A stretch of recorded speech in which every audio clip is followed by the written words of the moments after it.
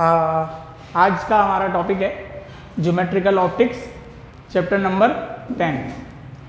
तो geometrical optics के अंदर हमारे पास दो टॉपिक्स हैं। कोशिश करेंगे आज इन दोनों के न्यूमेरिकल सॉल्व हो जाएं। तो पहला टॉपिक है लेंस फार्मूला और दूसरा टॉपिक है कॉम्बिनेशन ऑफ लेंसेस। तो लेंस फार्मूले में लेंस फार्मूला आपके पास क्या होता है, 1/f is equal to 1/p plus 1/q। तो इसके अंदर f आपके पास होती है, f आपके पास होता है फोकल लेंथ, p आपके पास होता है ऑब्जेक्ट डिस्टेंस। मतलब ये कि ऑब्जेक्ट लेंस से कितना दूर है, तो इसको हम कहते हैं ऑब्जेक्ट डिस्टेंस। अगर आपका ऑब्जेक्ट लेंस से 10 सेंटीमीटर दूर है तो हम बोलेंगे p की वैल्यू 10 सेंटीमीटर है।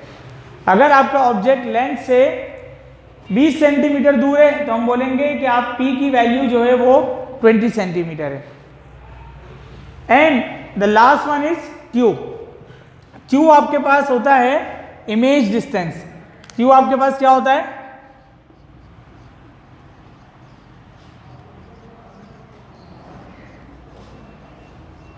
Image distance.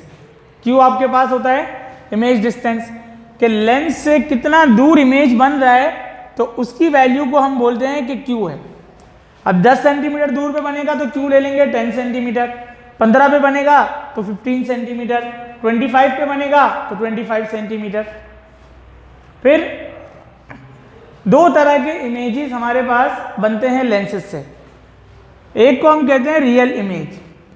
रियल इमेज अगर होगा तो q की वैल्यू को हम पॉजिटिव लेंगे, और अगर वर्चुअल इमेज बनेगा तो हम q की वैल्यू को नेगेटिव लेंगे। जब भी आपके पास इस तरह का क्वेश्चन आएगा तो उसके अंदर ये मेंशन होगा कि रियल इमेज है कि वर्चुअल इमेज है। अगर ऐसा सवाल आया कि उसमें ना रियल के बारे में लिखा हुआ है ना वर्चुअल के बारे में, तो फिर हम दोनों के लिए सॉल्व करेंगे। q की वैल्यू को एक दफा पॉजिटिव लेंगे और q की वैल्यू को एक दफा नेगेटिव लेंगे। फिर फॉर कॉन्वेक्स लेंस, अब लेंसेज भी हमारे पास दो तरीके के होते हैं, कॉन्वेक्स और कॉन्केव। अगर हमारे पास लेंस कॉन्वेक्स लेंस गिवन है तो फोकल लेंथ को हमने पॉजिटिव लेना होगा, और अगर कॉन्केव लेंस गिवन होगा तो फोकल लेंथ नेगेटिव हो जाएगी। तो आपको क्वेश्चन के अंदर ये नहीं बताया जाएगा कि फोकल लेंथ पॉजिटिव लेनी है कि नेगेटिव, बल्कि वो आपको बताएंगे कि कॉन्केव लेंस है या कॉन्वेक्स लेंस है। तो हमें कॉन्वेक्स और कॉन्केव से पहचान करनी है कि फोकल लेंथ पॉजिटिव लेनी है कि नेगेटिव लेनी है। इसके बाद दो फॉर्मूले हमारे पास और होते हैं जिसे हम मैग्निफिकेशन कहते हैं कि लेंस की मैग्निफिकेशन कितनी है। मैग्निफिकेशन का मतलब क्या होता है कि आपके इमेज की हाइट अगर 5 सेंटीमीटर है तो आपका जो आपके जो ऑब्जेक्ट की हाइट है अगर वो 5 सेंटीमीटर है तो इमेज 5 सेंटीमीटर से बड़ा बन रहा है या छोटा बन रहा है। अगर बड़ा बन रहा है तो मैग्निफिकेशन ज्यादा हो जाएगी, अगर छोटा बन रहा है तो मैग्निफिकेशन कम हो जाएगी। तो मैग्निफिकेशन का फॉर्मूला हमारे पास क्या होता है, दो फॉर्मूले हम लिखते हैं मैग्निफिकेशन के। एक m is equal to q/p। q हमें पता है किसे कहते हैं, इमेज डिस्टेंस कि कितनी दूर जाके बना है, और p ऑब्जेक्ट डिस्टेंस। दूसरा मैग्निफिकेशन का फॉर्मूला हमारे पास होता है height of image divided by height of object. ये hi का मतलब है हाइट ऑफ इमेज, कि आपका जो ऑब्जेक्ट है वो कितना बड़ा है। सपोज क्या कि ऑब्जेक्ट की जो हाइट है वो 5 सेंटीमीटर है और इमेज की जो हाइट है वो 10 सेंटीमीटर है, तो मैग्निफिकेशन कितनी हो जाएगी, 10 divided by 2 is equal to 10 divided by 5 is equal to 2। तो ये आपके पास आ जाएगी मैग्निफिकेशन। तो अगर हम इन दोनों फॉर्मूलों को कंपेयर करें तो हमारे पास क्या आ जाएगा, q/p is equal to height of image divided by height of object.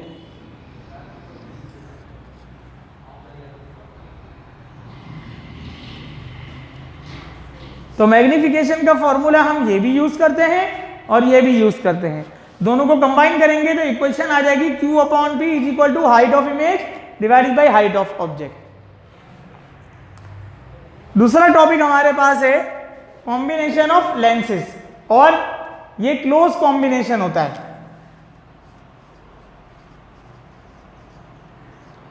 For close combination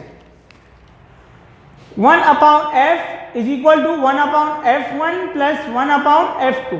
क्योंकि इसमें दो लेंसेज यूज हो रहे होते हैं तो दोनों लेंसेज की अलग अलग फोकल लेंथ हमें लेनी होगी। एक की फोकल लेंथ है 10, दूसरे की है 20, तो हम कंबाइंड फोकल लेंथ कैसे निकालेंगे? 1 upon f is equal to 1 upon f1 plus 1 upon f2। अच्छा, यहां पे भी f1 और f2 के लिए ये रूल अप्लाई होगा कि कॉन्वेक्स लेंस होगा तो पॉजिटिव फोकल लेंथ लेनी है, और अगर कॉनकेव लेंस होगा तो नेगेटिव फोकल लेंथ लेनी है। पावर का फॉर्मूला होता है 100 अपॉन f। अच्छा, ये 100 क्यों आता है? एक्चुअल में हम ये फॉर्मूला जब लिखते हैं जब फोकल लेंथ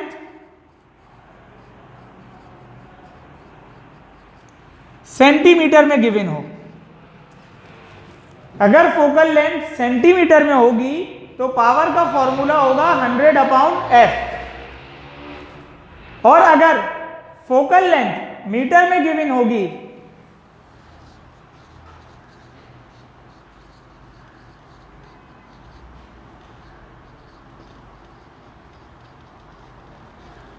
तो पावर का फॉर्मूला हो जाएगा 1 अपॉन f। सिर्फ सेंटीमीटर की वजह से यहां पे 100 आता है, तो डिनोमिनेटर में f ही है, यहां पे न्यूमिनेटर में 100 है, यहां पे 1 है। और वजह क्या है कि अगर फोकल लेंथ सेंटीमीटर में होगी तो 100 अपॉन f, और अगर फोकल लेंथ मीटर में गिवन होगी तो 1 अपॉन f। करेंगे problem related to the lens formula and combination of lenses. तो प्रॉब्लम नंबर 1 है पेज नंबर 348 पे, related to the lens formula. An object 4 centimetre tall is placed near the axis of a thin converging lens. तो 4 centimetre toll का मतलब ये कि आपको height of object given है। यहां पे हम साथ साथ डेटा बनाते रहेंगे। तो हाइट ऑफ ऑब्जेक्ट आपके पास आ गई 4 centimetre. If the focal length of the lens is 25 centimetre. अच्छा, ये बात उन्होंने पहले ही बता दी कि लेंस जो है वो कन्वर्जिंग है। कन्वर्जिंग लेंस है तो फोकल लेंथ को हम लेंगे पॉजिटिव। तो आपके पास फोकल लेंथ आ गई 25 centimetre. Where will the image be form? Image कहां पे बनेगा? And what will be the size of the image? Image कहां बनेगा, इसको रिप्रेजेंट करने के लिए हम क्यू लेंगे कि लेंस से कितनी दूर बनेगा। इसका मतलब ये कहां बनेगा, तो आपने क्यू मालूम करना है। And what will be the size of the image? और साइज क्या बनेगा, तो आपके पास साइज के लिए हम बोलते हैं हाइट ऑफ इमेज। अच्छा, इस प्रॉब्लम के अंदर ऑब्जेक्ट डिस्टेंस मिसिंग है, तो हम ऑब्जेक्ट डिस्टेंस जो इसके अंदर मिसिंग है वो यहां पर होता है p is equal to 33.33 centimetre. अब आपने दो चीजें फाइंड आउट करनी है, एक इमेज डिस्टेंस और दूसरा हाइट ऑफ इमेज। तो हम यहां पे इसका सॉल्यूशन ले लेते हैं।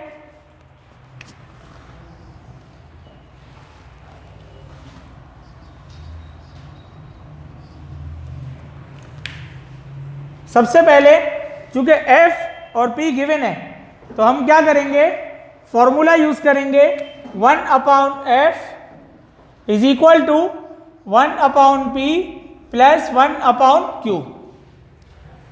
अच्छा, हमें क्योंकि q फाइंड आउट करना है तो 1 अपॉन p को हम इज इक्वल टू के दूसरी तरफ ले जाएंगे, तो ये बन जाएगा 1 upon f minus 1 upon p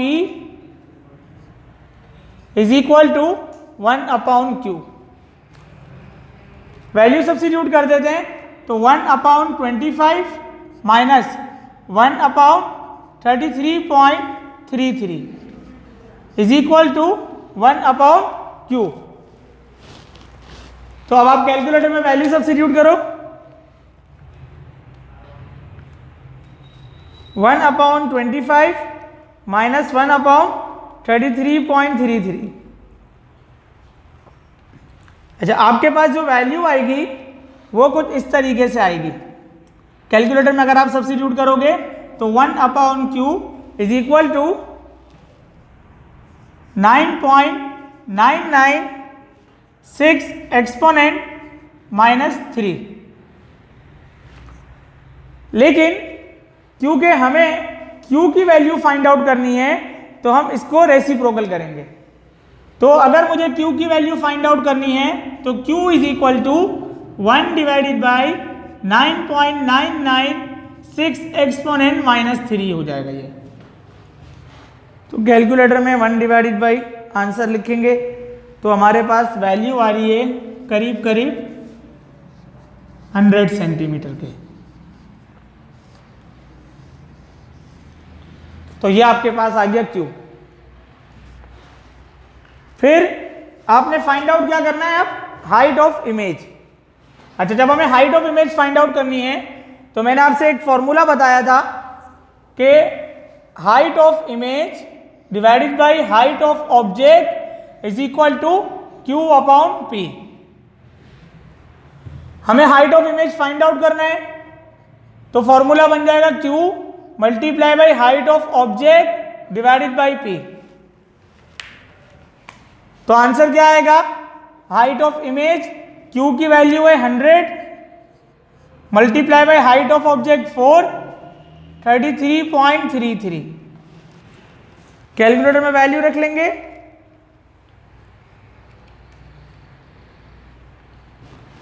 तो ये आपके पास हाइट ऑफ इमेज आएगा 12 सेंटीमीटर। तो ये आपके पास न्यूमेरिकल हो गया। तो इसको एक दफा गो थ्रू कर लेते हैं, फिर इसके बाद जो है नेक्स्ट न्यूमेरिकल करेंगे। तो आपके पास डेटा में क्या गिवन था, हाइट ऑफ ऑब्जेक्ट 4 सेंटीमीटर है, फोकल लेंथ 25 सेंटीमीटर है। क्यू आपने फाइंड आउट करना था कि इमेज कहाँ बनेगा और कितना बड़ा बनेगा या क्या साइज होगा, वो आपने फाइंड आउट करना था। पी की वैल्यू इस न्यूमेरिकल में मिसिंग है तो इसीलिए पी की वैल्यू जो है वो 33.33 सेंटीमीटर है। तो सबसे पहले हम Q निकालेंगे तो F और P का इस्तेमाल करेंगे। तो 1/F is equal to 1/P plus 1/Q। 1/F minus 1/P, ये जो P है 1/P इसको इज इक्वल टू के इस तरफ ले आएंगे क्योंकि हमें 1/Q फाइंड आउट करना है। तो 1/Q आपने यहीं रहने दिया, 1/P को यहां लेकर आ गए। वैल्यू सब्स्टिट्यूट करेंगे तो आपके पास 1/Q की वैल्यू आएगी 9.996 एक्सपोनेंट -3। अक्सर बच्चे मिस्टेक करते हैं कि जब हम इस तरह की वैल्यू को कैलकुलेटर में सब्स्टिट्यूट करके वैल्यू फाइंड आउट करते हैं तो वो इसे Q समझ लेते हैं, जबकि ये वैल्यू होती है 1/Q की। तो इसीलिए अक्सर बच्चों के आंसर गलत आ जाते हैं। तो आपने इस चीज का ख्याल रखना है कि ये वैल्यू 1/Q की है। फिर आप इसे रेसिप्रोकल करोगे तो आपके पास Q की वैल्यू आएगी 100। फिर हमें मालूम करना था size of image, height of image आपने मालूम करनी थी। तो height of image divided by height of object is equal to Q/P। Height of object को हम वहां ले जाएंगे तो आपके पास क्या होगा, Q multiply by height of object divided by P। Value substitute करेंगे आपके पास आंसर आएगा करेंगे। अच्छा, वैसे क्वेश्चन नंबर 2 भी इसी से रिलेटेड है। तो उसमें फोकल लेंथ आपको गिवन है, क्वेश्चन नंबर 2 की बात कर रहा हूं, उसमें फोकल लेंथ आपको गिवन है और डिफरेंट ऑब्जेक्ट डिस्टेंस आपको गिवन है।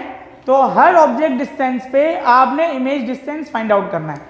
तो क्वेश्चन नंबर 2 आसान है, इसीलिए हमें डायरेक्टली क्वेश्चन नंबर 8 को हम सॉल्व करेंगे। तो क्वेश्चन नंबर 8 ले लेते हैं हम यहाँ पे, पेज नंबर 349।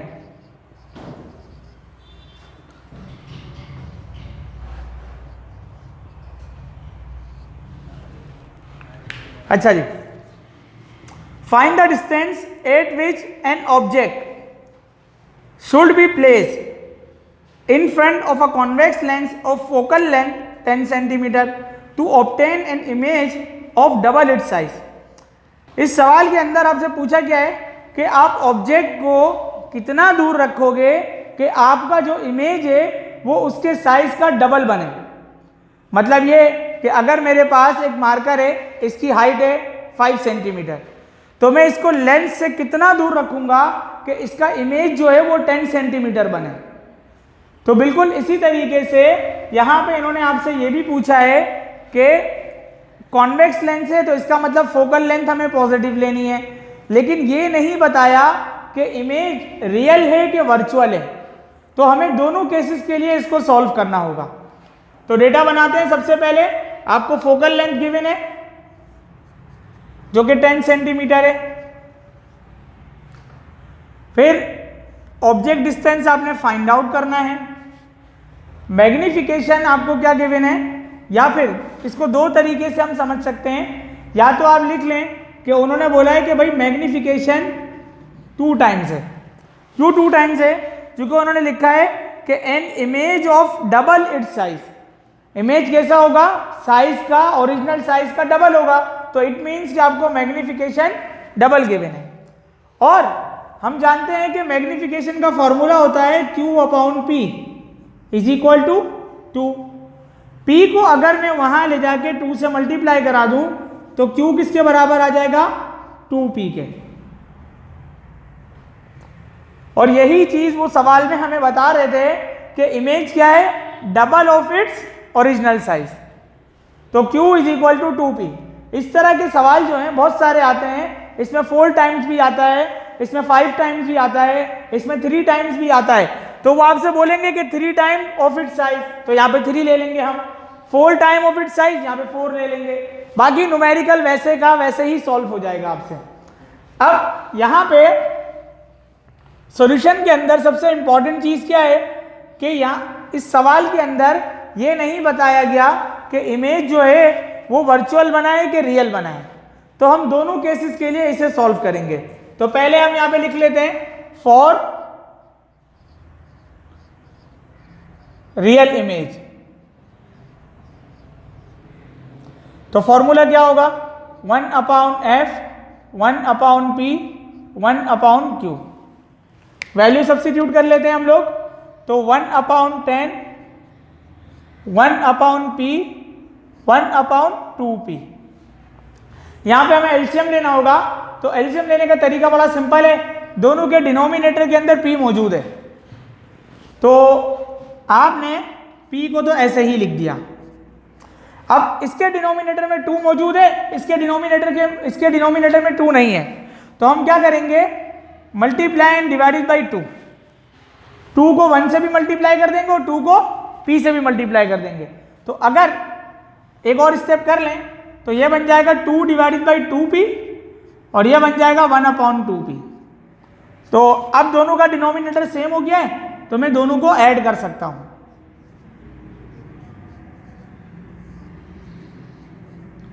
तो 2 + 1 कितना हो जाएगा? 3। क्रॉस मल्टीप्लाई कर लेते हैं। तो 2P बराबर आ जाएगा 3 मल्टीप्लाई बाई 10। हमें P की वैल्यू फाइंड आउट करनी है। तो P बराबर हो जाएगा 30 divided by 2 which is equal to P is equal to 15 centimetre. तो हम ऑब्जेक्ट को कितना दूर रखेंगे भाई? 15 सेंटीमीटर रखेंगे कॉन्वेक्स लेंस से, तो आपका इमेज डबल बनेगा। और दूसरी कंडीशन क्या थी? रियल इमेज की हमने बात करी है। अब हम बात करेंगे किसके लिए? वर्चुअल इमेज के लिए।